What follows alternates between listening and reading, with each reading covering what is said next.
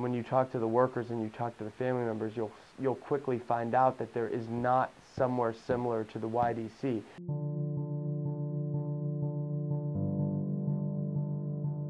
So I've had a lot of involvement with the closure of this facility, or the recommended closure of this facility. When I was down in Columbus one day, I got a call from the administrator under Governor Kasich, and he basically said, Director Martin basically said, look, we're going to shut down the facility in Youngstown, we're going to shut down the facility in Montgomery County, and we're going to do that for a number of reasons, and he listed a number of reasons. At that point, you know, I didn't think that that was an acceptable explanation of why you're going to shut down a facility that's going to impact so many people's lives on just some sort of study that they did down in Columbus. The state really will suffer with the closure of this facility. We'll see overturn of employees and less care, less quality care that we have there now. These people really are the most at-risk folks, and when you talk to the workers will tell you the same thing, that the love that they have for these people is so deep that even when they're assaulted by a patient, they understand that it's not their fault. You know, they can't control that. If they could control that, they wouldn't be doing it. But they still love them the same, they still treat them the same. And what you hear constantly from the workers, the residents, and the family members of the residents is this idea of family in this facility. That can't be duplicated in a group home. That can't be duplicated by shipping them up to Warrensville. State government is not a business, and these services provided by the state government are paid for by the taxpayers, you and I. And these should not be subjected to a business or to somebody making a profit off of the backs of the most vulnerable people of our community.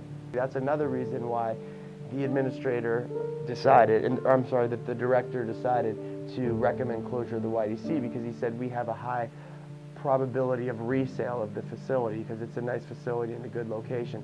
Basically just saying straight up that we're doing this for money. So I think there's going to be an incredible impact on these individuals that are in this facility currently. You know, there's this big push at the federal level to get folks in community-based settings, to get people in these group homes. But not every single person is meant to do that. Not every single person can adapt to that. We're talking about the most at-risk 100 people, or 80-some people that live in this facility now. If these folks could be in the community, they would be in the community.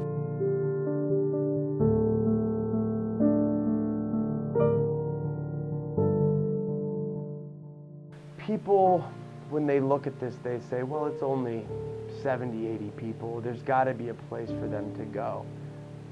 But there really isn't. If you're going to put these people in Warrensville, how are the family members going to be able to get there to visit them? Yeah, it's 90 miles away and it's not across the country, but for many people, that's very, very difficult, especially older folks. You know, I know that there's a 70-year-old person that lives in there currently whose mother is 89 years old. That's the only other family member that 70-year-old resident has. How is that 89-year-old woman going to get to Warrensville and back, especially in the winter, to visit her son?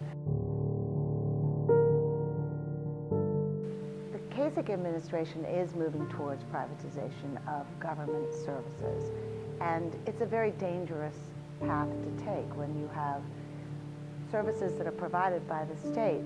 The state government is not a business, and we should be concerned about providing the best transparent services for the most vulnerable people in our communities. I've done two things in the legislature concerning Youngstown Development Center. I introduced a bill, House Bill 73, with State Representative Ron Gerberry, that would be a companion bill to State Senator Joe Schiavone and State Senator Capri Cafaros in the Senate. We put our heads together as legislators and came up with an idea to take away that ability from one decision maker and create a panel, so that when a recommendation is made by the governor, a panel would have to approve the closure of that facility. It would include people from the community, people from the labor unions, people from public service, and there would be 13 people that would make this decision.